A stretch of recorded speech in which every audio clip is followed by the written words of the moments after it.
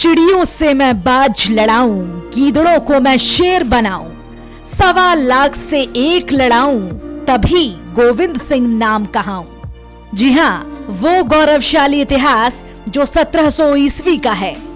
जफरनामा, जो अद्भुत अतुलनीय भारत की आन बान शान की गाथा कहता है। बेसिकली ये एक खत था जो विजय पत्र सरीखा था, जो 111 लाइनों में एक ललकार था, एक उद्घोष था, एक जय घोष था, स्वाभिमान का, शौर्य का, विजय का और मुगलों को धिक्कारती चीत्कार का। भारतीय इतिहास के इस खास किस्से को हम आज आपसे साझा कर रहे हैं।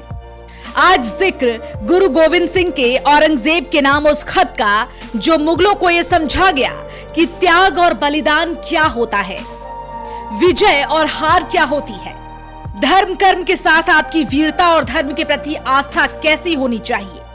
अपने पिता गुरु तेग बहादुर और अपने चारों पुत्रों के बलिदान के बाद 1706 ईस्वी में खिदराना की लड़ाई के बाद गुरु गोविंद सिंह ने भाई दया सिंह को एक पत्र यानी ये जफरनामा देकर मुगल सम्राट औरंगजेब के पास भेजा।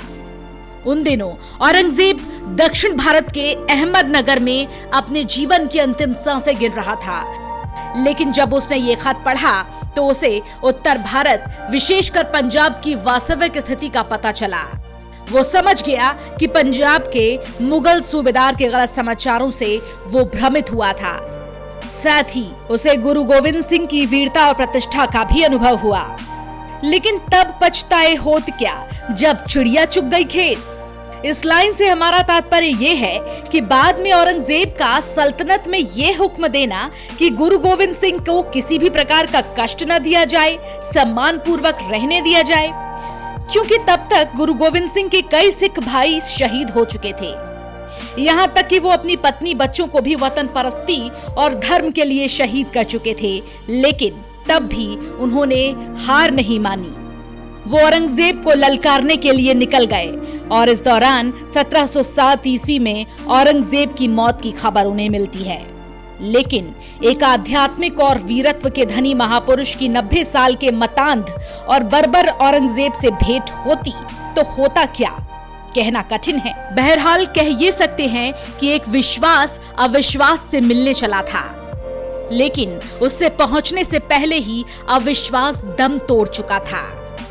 हैरत देखिए, इतने सब पर भी गुरु गोविंद सिंह ने शत्रु को भी माफ कर दिया। उन्होंने शहजादे मुअज्जम को बहादुर शाह के नाम से सम्राट बनाने में उनकी मदद की। कहा जाता है कि मरते वक्त औरंगजेब ने एक शिकायत पत्र लिखा था। हैरानी की बात है, जो सब कुछ लुटा चुका था गुरुजी वो फतेहनामा लिख रहे थे। जिसके पास सब कुछ था अब वो शिकस्तनामा लिख रहा है। इसकी वजह थी सच्चाई, क्योंकि गुरु गोविंद सिंह ने युद्ध हमेशा अत्याचार के विरुद्ध किया था, न कि अपने निजी लाभ के लिए। विश्व की बलिदानी परंपरा में अद्वितीय थे गुरु गोविंद सिंह। वो एक महान लेखक, मौलिक चिंतक और कई भाषाओं के ज्ञाता भी थे। उन्हें संत सिपाही भी कहते हैं, क्योंकि वो भक्ति और शक्ति के अद्वितीय प्रतीक थे। उनका जफरनामा केवल एक पत्र नहीं था, एक वीर काव्य था जो भारतीय जनमानस की भावनाओं का संवाहक है। न जाने कितने ही देशभक्तों ने इस खत को पढ़कर प्रेरणा ली है। ये पत्र एक संधि नहीं था, बल्कि युद्ध का आह्वान था।